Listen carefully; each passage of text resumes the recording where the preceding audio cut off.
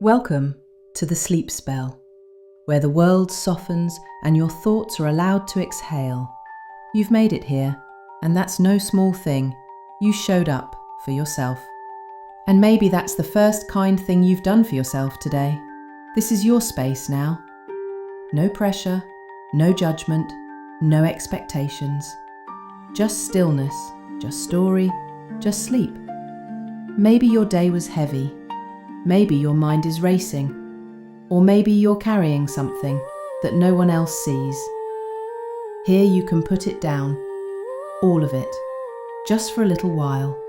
This is your pocket of peace, your secret lantern in the woods. A place where stars listen and fairy tales remember your name. Let your jaw relax. Let your shoulders drop. Let your breath slow down, nice and easy. You don't need to stay awake. You don't need to follow every word. The stories will keep speaking, even if your thoughts drift away. Think of this like a bedtime ritual, but for your heart and your soul.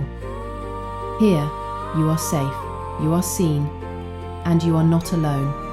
We tell our stories slowly, gently, like soft rain tapping on a cottage window. Each word is a step deeper into stillness.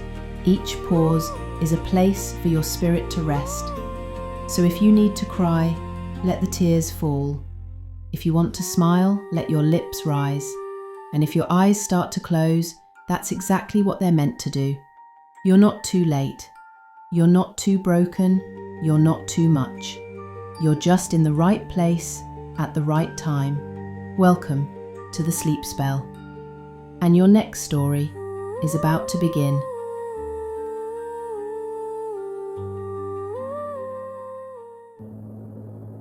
Once, in a village stitched together with silence, there lived a little boy named Iven. He hadn't spoken in 87 days, not a word, not a whisper, not even when the bell rang for supper, or when the wind howled so loud it shook the shutters off their hinges. The villagers said it was the curse. They whispered behind closed curtains, "That child listens to shadows." They say his voice was stolen by the dark. But none of them knew the truth, not the real truth, because Iven had once spoken the loudest laughter. He had once sung silly songs and named all the puddles in the street. But something had been taken, not by shadows, but by grief. Someone he loved had left and never come back. And in the echo of that goodbye, words stopped making sense. So Iven lived quietly. He wandered near the edge of the woods each night, toes brushing the moss, listening to something no one else could hear. They thought he was broken, but he was only listening to the things the world had forgotten how to say. And on the 88th night he ran. With bare feet and a quiet heart, he slipped through the trees like a breath too shy to become a voice. The wind didn't chase him, it guided him. The branches didn't grab him, they opened. Because the forest knew. The deeper Iven wandered, the quieter the world became. No bird call, no crunch of twigs, just the rhythm of rain and the sound of his breath. Steady, like a question whispered to the trees. He didn't know where he was going, but the path felt old, like it had been waiting for years, for someone with shoes small enough, or none at all.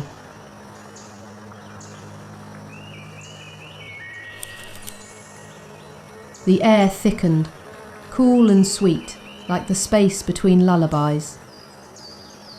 And then ahead, a hollow, a place where even the rain dared not fall. It was dark, but not frightening, the kind of dark that holds secrets, not monsters. And in the centre, something moved. Not a creature exactly, but a shape, curling and rising like ink in water. It had no eyes, no face, only a shimmer, like memory. Iven didn't run. He didn't speak. He simply stepped closer, and the shadow did not flee. It bowed, as if it had been waiting.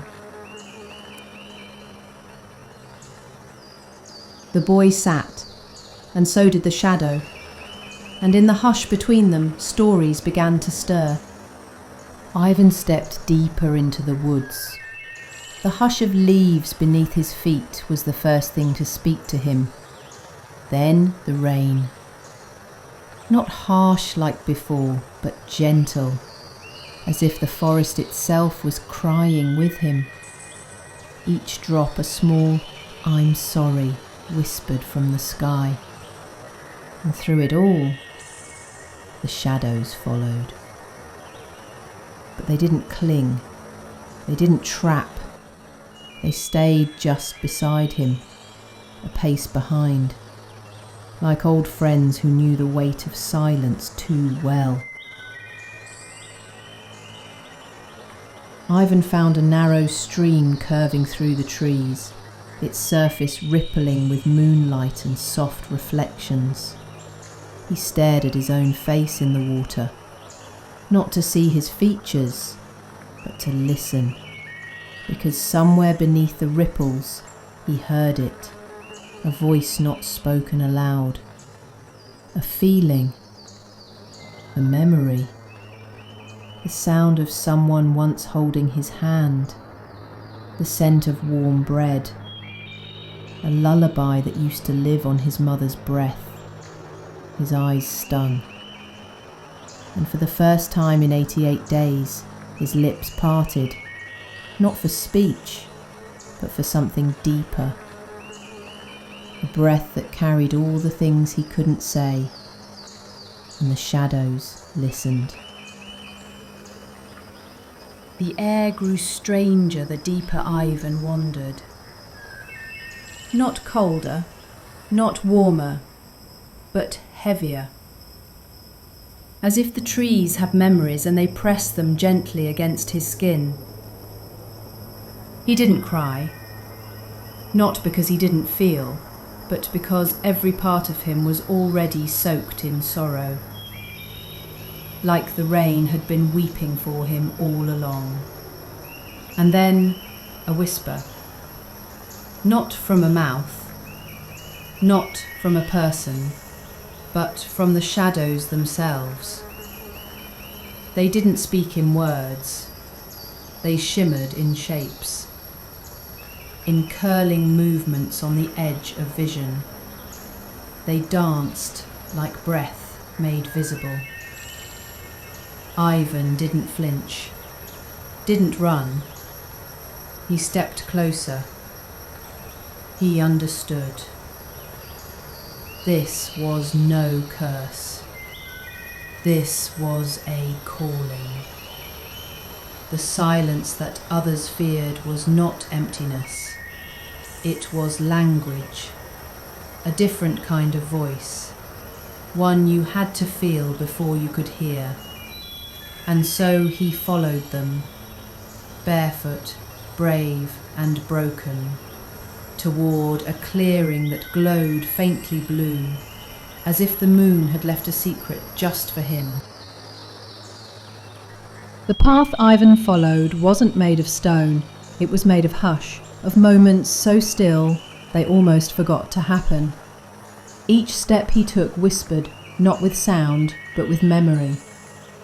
He passed trees older than time, their branches like arms reaching, not to grab, but to comfort. Raindrops clung to their leaves like the forest was holding its breath. And Iven walked deeper.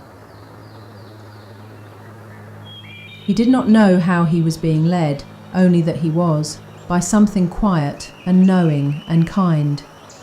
Then he saw it.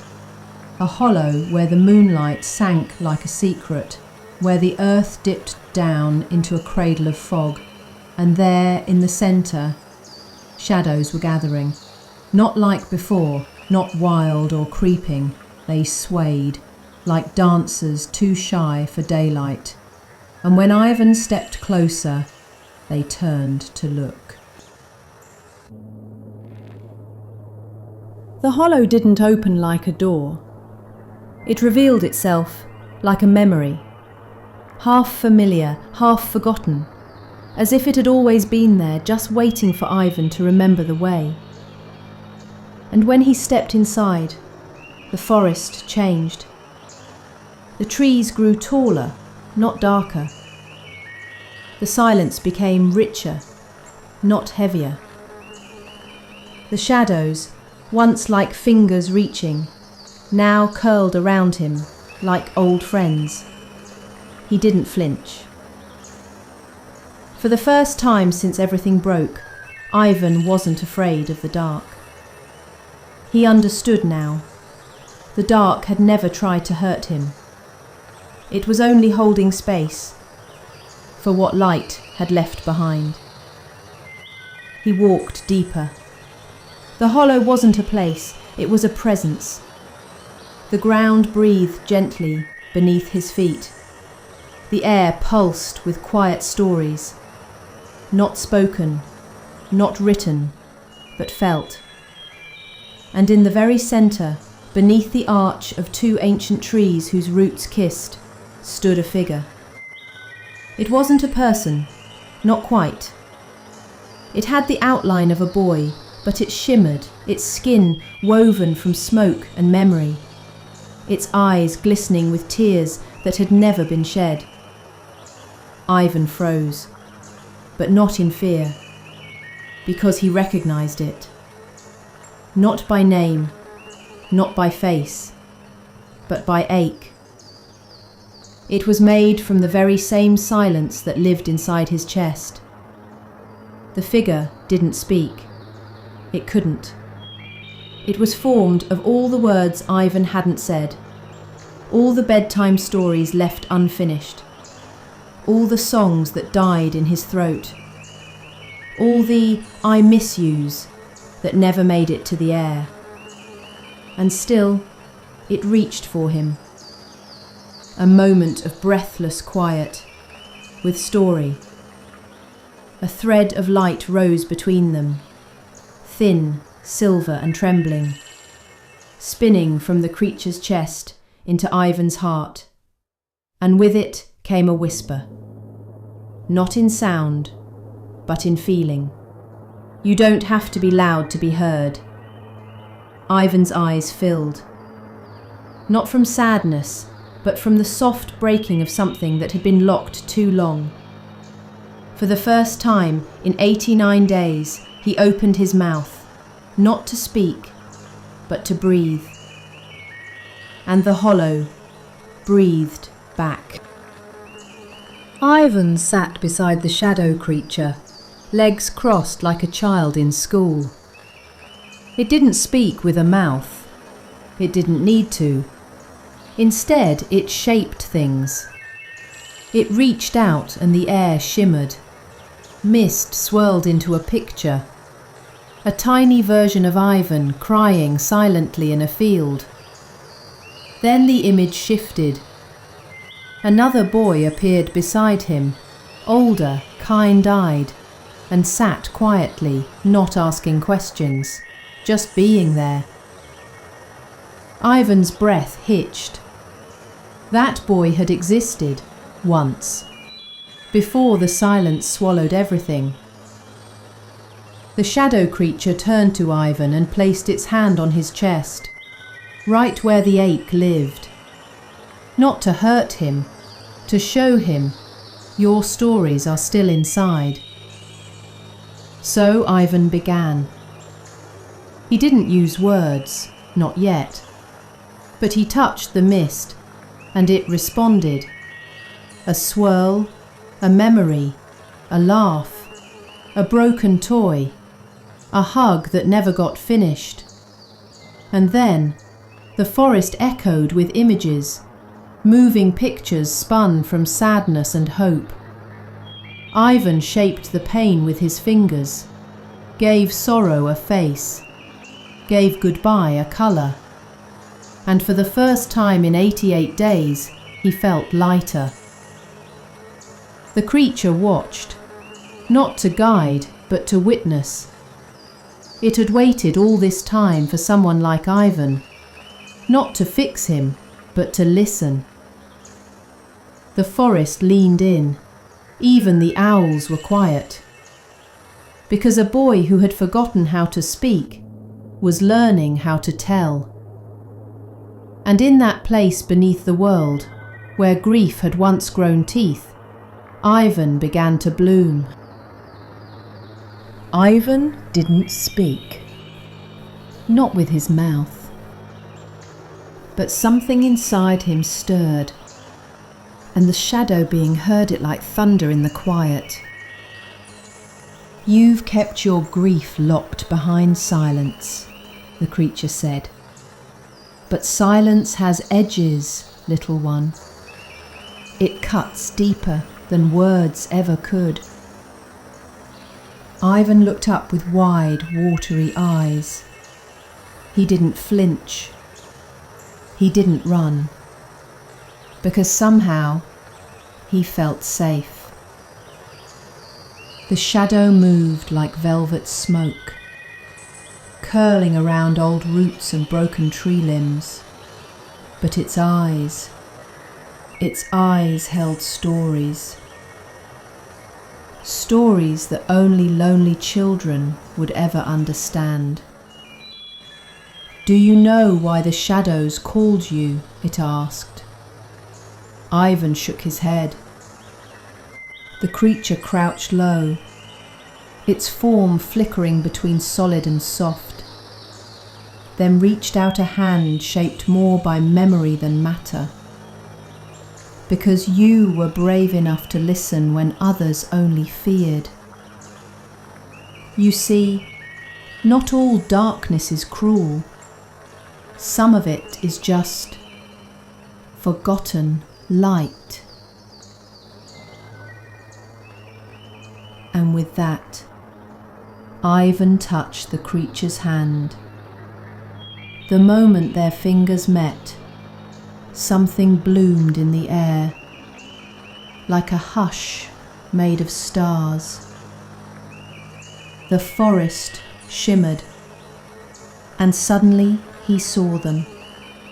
Voices, not heard with ears, but seen with the soul. They swirled through the trees, carried on memories, on lullabies never finished, on goodbyes never returned. They were not ghosts. They were grief that had waited. The shadow creature smiled gently. "Speak if you wish, or don't. You don't owe the world your voice, but you do deserve your peace." And Iven whispered, not a word, but a sound, soft and cracked, like the first note of a song, trying to remember its tune. And all the shadows bowed, because the boy had not just survived the silence, he had learned to live inside it. The shadow creature guided Iven through an archway formed by knotted trees, their limbs bowed like guardians. Beyond it, the forest opened into a quiet glade, and at its centre, a pool that shimmered without light. It wasn't water. It looked like ink and stars, swirling slowly yet still. The surface trembled when Iven stepped near. "This is the memory pool," the creature whispered. "Not all shadows are born from darkness. Some are born from what you couldn't say." Iven peered over the edge. The pool responded, showing flickers, a worn stuffed rabbit, the outline of his mother's arms. The moment she fell, so fast, so final. The pain returned like a pulse. He staggered back, but the creature caught his hand. "Look again." This time he saw more. Not just the moment of loss, but what came before. Laughter under a linen sheet, rain tapping on the roof while they read stories. her voice singing softly, off-key but warm. And something opened in Iven. He stepped forward, lowered his hands, and dipped them into the pool. It rippled, not with sound, but with story. A humming began, deep and low, rising like wind. Not words, not quite music. A vibration that started in his chest and moved outward. The creature's form wavered and grew, not frighteningly, but protectively, its shape echoing the sound Iven made. The pool began to respond to him. One by one, the memories began to float above it, glowing softly. A paper boat, a window fogged with breath and scribbles, a birthday cake lit with trembling candles. He was speaking, not with his mouth, but with every wound that hadn't healed. Every silence was becoming a page. And the shadows, they were listening. When Iven awoke the next morning, the forest was quiet. Not with the silence of sorrow, but of peace, the kind that follows a storm, a stillness that feels sacred. He blinked up at the trees. Sunlight filtered through the branches like golden silk, warming his cheeks and dancing on the forest floor. His clothes were still damp, but something inside him had changed. The shadows weren't gone. They stood with him now, at his back, no longer looming, but following like guardians, gentle, watchful. They had heard him, and he had heard himself. He stood slowly. Then from his pocket he pulled a small stone, smooth, black and carved with a whisper mark, a parting gift from the shadow creature who had told him only this. Some stories are too heavy to speak aloud, but they still deserve to be carried. Iven nodded to the trees, to the whispers he once feared, and began the long walk back toward the village, toward the people who might never understand what had happened, but who, one day, might hear the stories he would now find the courage to tell. And from that day on, Iven was never the same. He didn't talk much, but when he did, his words carried a strange beauty, like they'd been carved from silence itself, like they had passed through shadows to reach the light. The villagers never truly understood what had happened in the woods, but children would sometimes say they saw something in Iven's eyes, a flicker of night, a glint of moonlight, a softness that only comes from learning not to fear the dark. And if you ever find yourself lost in grief or silence, listen closely. In the hush between thoughts, in the spaces between your words. You just might hear Iven whispering still.